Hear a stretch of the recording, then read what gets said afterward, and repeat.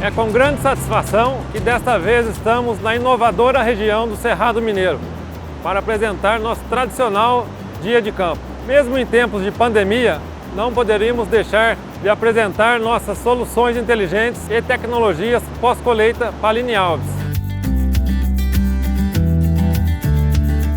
Esse projeto compacto e inovador que estamos apresentando é um projeto compacto, mas de alta produtividade. Com uma capacidade de 35 mil litros por hora de entrada de café, ele permite a separação de lotes de cafés de diferentes estágios de maturação e também por granulometria. É um projeto que atende diversas capacidades de produção, pois ele pode ser personalizado de acordo com a demanda e a necessidade de cada produtor. Já iniciamos a safra tem apenas 15 dias. Deu para ver que o volume está superando e muito o dos anos anteriores. Hoje você tem uma janela para despolpar o café, então essa janela tem que ser rápida. Passou, você não dá conta de despolpar, e esse maquinário nos proporciona isso. O desenvolvimento dele é muito rápido, então quanto mais café você tiver, mais café ele vai despolpando. Para nós isso aí vai ser um benefício enorme, principalmente nesse quesito qualidade. Esse equipamento hoje trouxe para nós um ganho de 2 vezes mais da capacidade que a gente tinha no ano anterior, né? A gente está conseguindo descascar muito mais café do que comparado às safras passadas. O diferencial é a capacidade de rendimento que ele tem, a rapidez, a agilidade no processo, a questão da separação de mais cafés, né? Então tudo isso aí é um diferencial que a gente tem hoje, priorizando a qualidade do café. Em seguida, a engenheira agrônoma Gisele, especialista em processamento e qualidade do café, vai nos falar um pouquinho dessa importante fase do pós-colheita.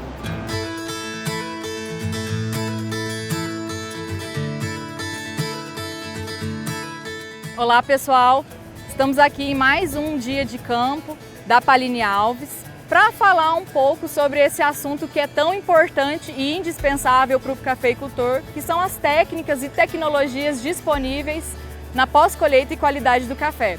Meu nome é Gisele, eu sou engenheira agrônoma e consultora na área de pós-colheita e qualidade do café. Então aqui foi instalada uma estrutura de pós-colheita bastante completa para realizar todo o processamento do café.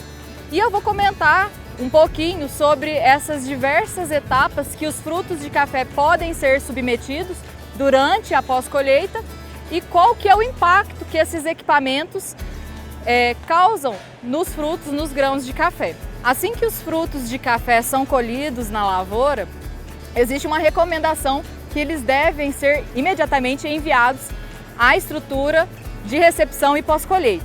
Então esses frutos que chegam à recepção, existem diversas características dos frutos. Tem frutos ainda imaturos, verde cana, cereja, boia, com diversas qualidades e umidade.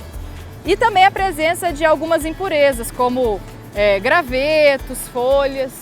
É extremamente importante que o produtor consiga fazer essas separações no pós-colheita para conseguir cada vez mais extrair o que cada lote de café tem de melhor.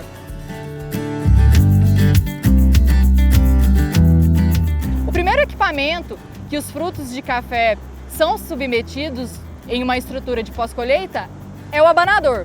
Então o abanador ele tem o objetivo de realizar uma limpeza mais acurada daquela abanação que já foi realizada no campo. Então o abanador vai remover impurezas mais leves que os frutos de café.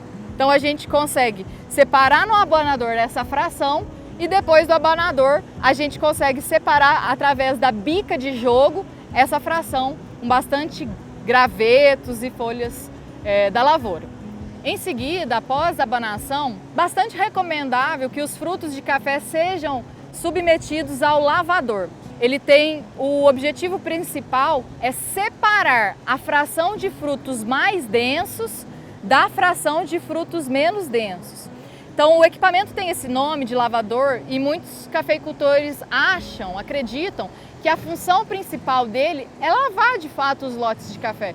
Sim, ele promove uma certa limpeza porque utiliza água, mas a sua principal função é conseguir, novamente, estratificar o lote de café com relação à umidade e à qualidade. Assim que os frutos são submetidos ao lavador, a gente vai ter uma porção apenas de frutos densos, que são os cerejas e verdes. Esse lote de café, ele tem em torno de 55% a 65% de umidade. Então ele é bem úmido, completo, por isso que ele afunda.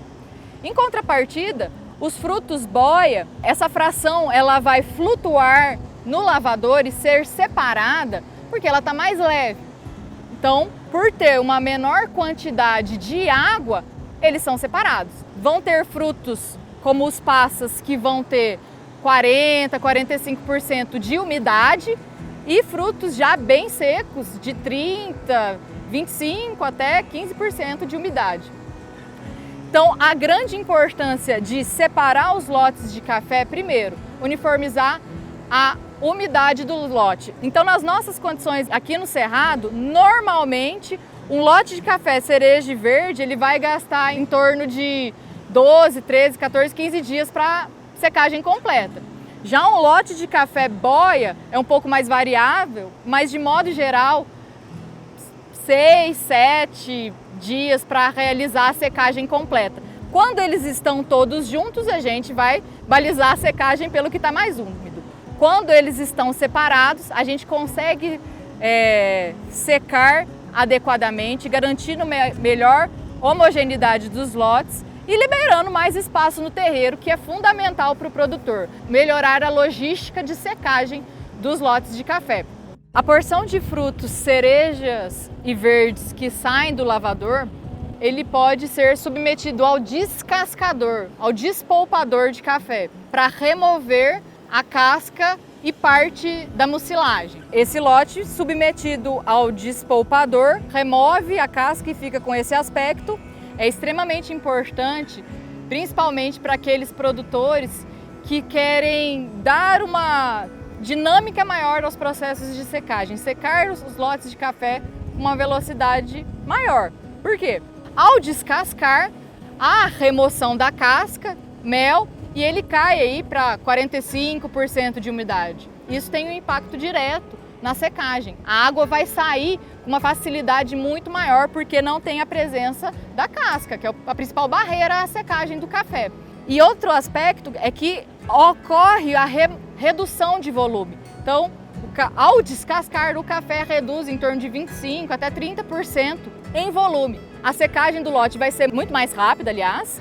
O tempo de ocupação dos terreiros e do secador vai ser menor. Então, esse lote de café que gastaria 12, 13, 14 dias para secar, o lote de cereja descascado, secando completamente no terreiro, em torno de 7 dias. A gente sai de uma secagem de 90 a 100 horas e passa para uma secagem em torno de 40, 45 horas. Esse lote de café ele foi descascado no equipamento da Paline Alves e é importante a gente falar sobre esse aspecto porque cada vez mais descascar café é uma operação que o cafeicultor ele tem que pensar muito a respeito. Existem vários aspectos que ele tem que levar em consideração antes de considerar se é importante ou não descascar café. Então, a primeira coisa são as condições climáticas. Existem locais onde o clima é tão desfavorável à secagem de café que é interessante remover a casca visando uma maior rapidez, agilidade da secagem e diminuindo alguns riscos, principalmente com a remoção do mel, diminuindo o risco de fermentações indesejáveis. Outro aspecto importante que o cafeicultor tem que levar em consideração antes de decidir se vai descascar ou não, é primeiro fazer um planejamento muito criterioso sobre de como vai ser reutilizada, qual destino ele vai dar à água residuária do café, qual tratamento ele vai fazer com essa água residuária. Isso é extremamente importante. E nesse aspecto, há uma tendência à utilização de equipamentos que utilizam cada vez menos água em todos os processos de pós-colheita. Então, a água é um recurso extremamente valioso que a gente não pode desperdiçar de maneira nenhuma. Cada vez mais o cafeicultor ele é cobrado com relação ao uso da água e ao tratamento que ele dá às águas residuárias utilizadas na sua propriedade, principalmente para os aspectos ambientais, certificações é extremamente importante. Então existem equipamentos como o que está instalado aqui na propriedade que na operação de despolpamento eles não utilizam água. Após o despolpamento dos frutos de café, o lote ele pode ser submetido ao desmucilador para remover mecanicamente a mucilagem. Então, desmucilar ou não desmucilar o lote de café é outra questão que o produtor ele tem que avaliar. Então, se o objetivo dele for facilitar, descascar o lote visando facilitar a logística de secagem, dar fluidez no processo de secagem aos lotes de café, remover o mel é uma solução. Por quê? O café com mel, a gente tem que ter um certo cuidado com ele, porque ele cola em vários equipamentos. Então ele cola um pouco na carreta, ele cola no terreiro, então a gente tem que ter um cuidado a mais com esse lote de café. Para esses produtores que querem facilitar a logística de secagem, talvez isso vai complicar a vida deles. Então é extremamente interessante despolpar o lote de café para ele ficar mais fácil de ser trabalhado no terreiro e novamente, como tem menos quantidade de água comparado ao descascado e menos quantidade de mel, ele também vai secar um pouco mais rapidamente do que o lote de cereja descascado com mel. É claro que existem questões que podem fazer com que o produtor mantenha o mel do café. Questões mais relacionadas a mercado e qualidade. Então, se ele tem um mercado que quer o café cereja descascado com mel e ele vai atender esse mercado, o mercado remunera, aí possivelmente seja interessante ele trabalhar esse tipo de café também. Com relação ao lote de café boia que sai do lavador, eles podem ser separados em um equipamento chamado de peneirão. O peneirão é uma peneira circular com perfurações que permitem que aqueles grãos mais sequinhos do boia, eles passam pelo equipamento e fica retido aqueles frutos mais graúdos. Então aqui que são frutos passa. Então esses frutos, principalmente aqui na região do Cerrado, ele tem uma qualidade fantástica.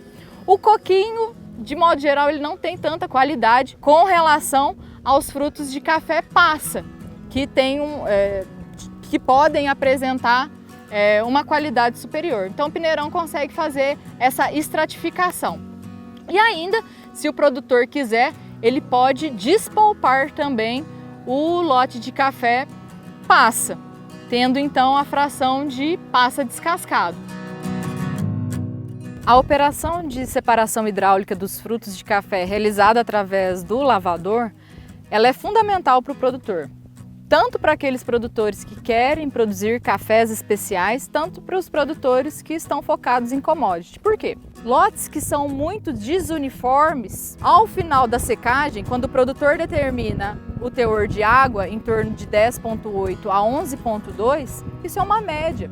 Vão ter frutos ali, grãos de café ali, que vai estar com um teor de água um pouco acima. E vão ter grãos de café também que vão estar com um teor de água um pouco abaixo. O que isso impacta na qualidade? Esses frutos mais úmidos, existe um risco dele envelhecer mais rapidamente no armazenamento e branquear. Já os grãos de café, aliás, mais secos, eles podem quebrar no benefício, aumentando a catação do produtor. Então, mesmo aqueles produtores que não estão interessados em produzir café especial, ao lavar o café, ele tem esse benefício com relação à logística, a melhora na logística de secagem dos lotes, uniformização da massa e redução da catação também. Existem várias tecnologias que auxiliam o produtor na pós-colheita de café a obter lotes de café com qualidade melhor. Entretanto, o cafeicultor ele tem que ter a ciência de que o que ele está produzindo é um alimento. E a gente tem que ter muito cuidado e critério com a higienização das estruturas, ainda mais de estruturas que são bastante grandes que utilizam elevada quantidade de água e açúcares, né?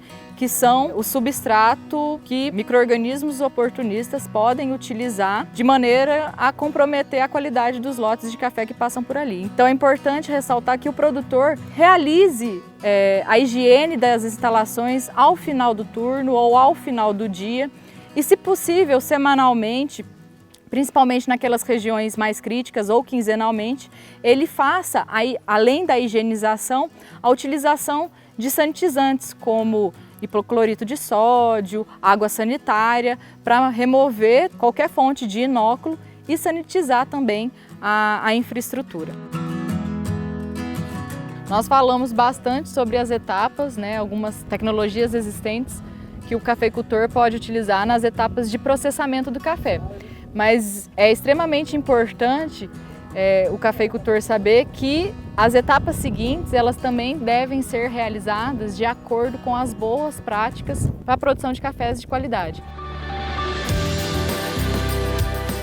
Foi um prazer estar com vocês aqui nesse dia de campo modificado em função das condições que nós estamos vivendo neste momento. Espero ter contribuído com você, cafeicultor, com algumas informações técnicas a respeito do processamento do café. É claro que é muito mais complexa as questões que envolvem a pós-colheita e a qualidade do café, mas espero ter contribuído de alguma maneira. Espero que vocês tenham uma excelente safra e até mais!